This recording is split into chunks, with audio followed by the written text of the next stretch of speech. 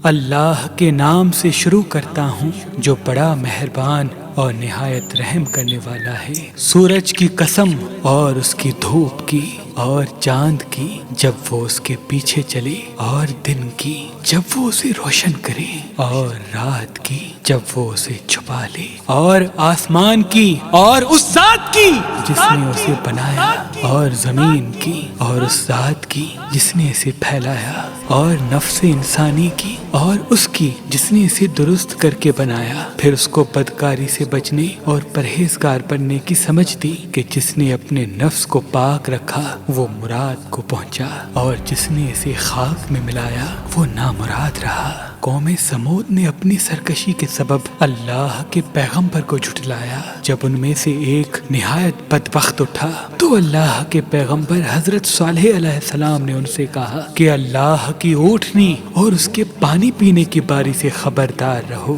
مگر انہوں نے اللہ کے پیغمبر کو جھٹلایا، پھر اونٹنی کو مار ڈالا تو ان کے رب نے ان کے گناہ کے سبب ان کو نیست و نابود کر دیا، پھر سب کو برابر کر دیا، اور اللہ کو ان کے بدلہ لینے کا کچھ بھی ڈر نہیں۔